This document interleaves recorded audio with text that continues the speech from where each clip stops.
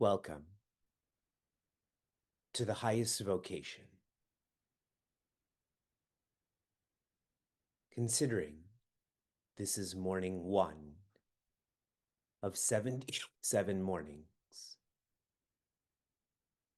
for the next few minutes, I'm going to share the vision of why the highest vocation has evolved from being temporary to being permanent.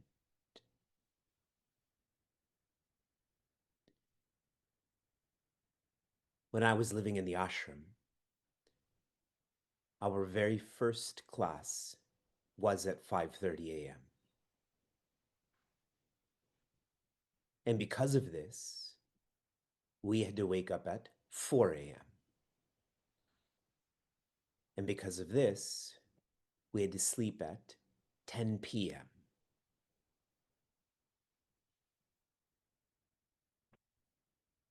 If the very first verb of one's day is set, is aligned, is intentional, that verb being waking, the chance of us practicing yoga or intention behind all other verbs increases dramatically.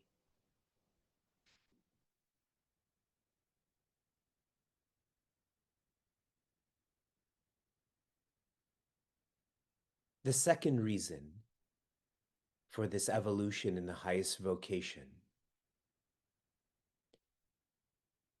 is that to be a contemplator, this requires full-time effort, not just January to February or October to December,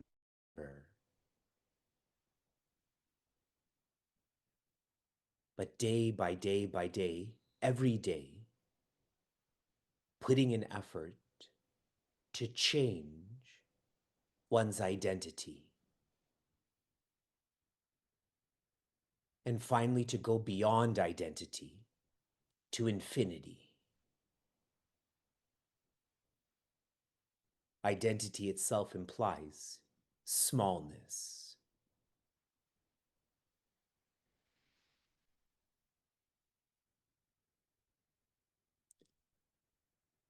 The third part of the vision for this change in the highest vocation is how much seekers, including me, love Srimad Bhagavad Gita.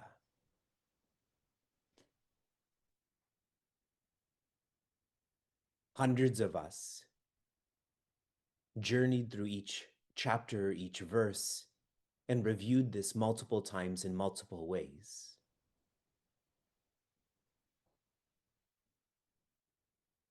But you can't forget about love. You can't let it go.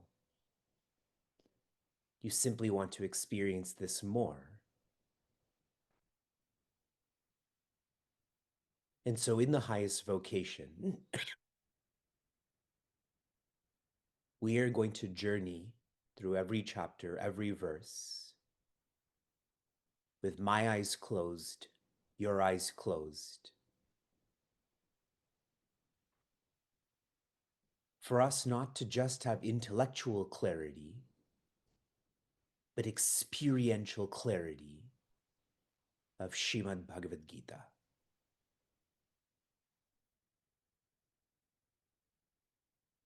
Once again, I welcome all the seekers who are joining us through Zoom, through YouTube, to a new kind of the highest vocation.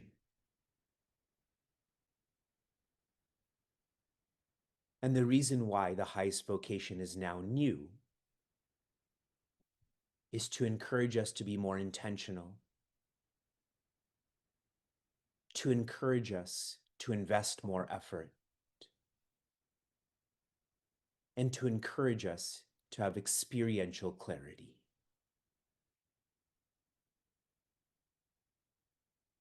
With these orientation teachings shared, we can continue formally into Srimad Bhagavad Gita, chapter 1, verse 1.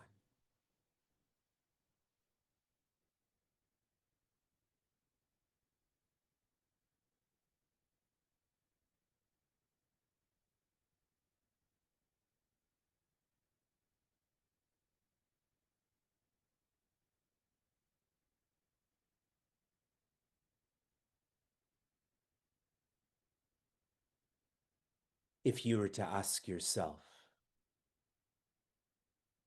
where do I live?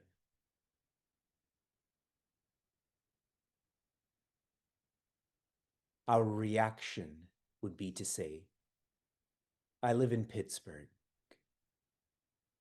I live in Cincinnati. I live in Delhi. I live in this city, on this street, at this address.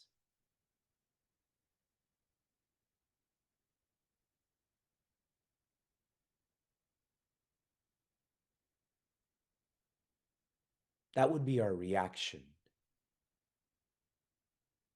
Our response,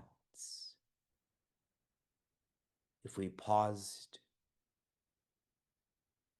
were open and reflective, the response would be, I live in my inner world. Most of the time, in the mind.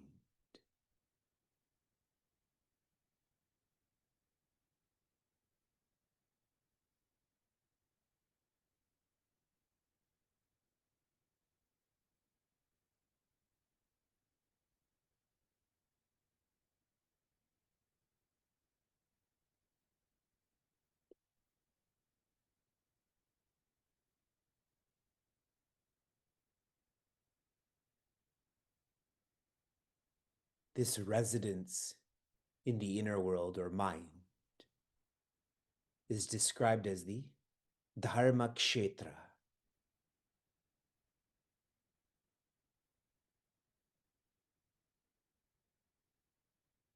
It is the field where we feel and do that which is right and or that which is wrong. And this gets expressed in the Kurukshetra, the field that is the outer world.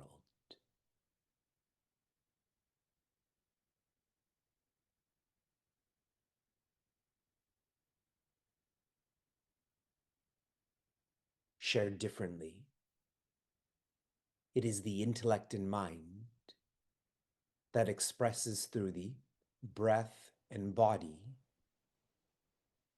which then creates experiences like driving and working and talking.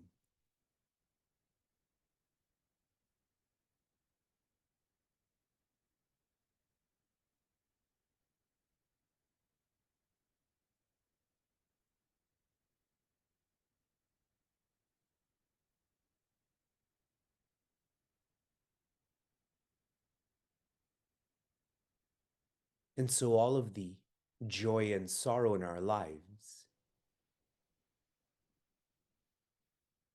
is not on account of the external world, the driving, the working, the talking. It is also not on account of the outer world, the body, the breath. Your shoulder doesn't know what joy and sorrow is. Deep breathing and shallow breathing doesn't know what joy and sorrow is.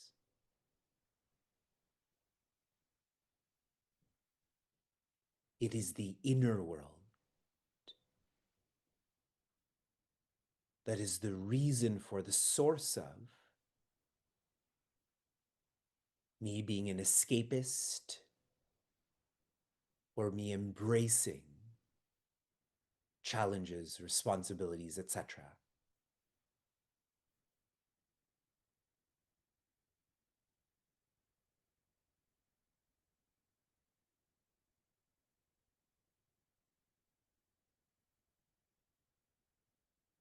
There are some who are blind to this truth, blind like Dhritarashtra.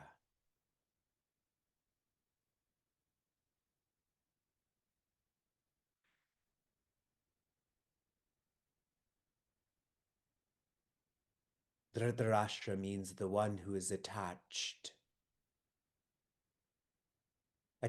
to the land.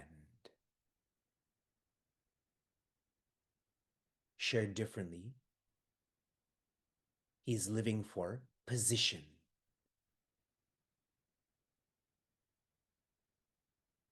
To be the king, to be the ruler, to be known.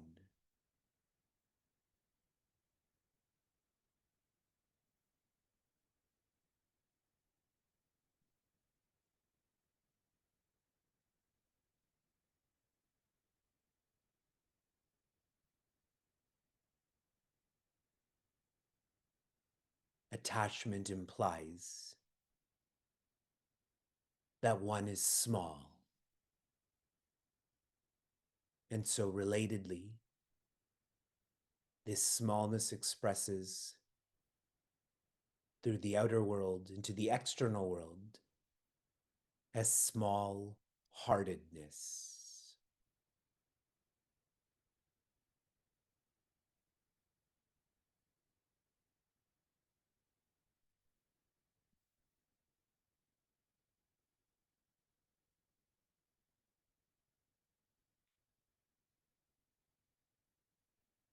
It is easy to share. I'm not like Dhritarashtra.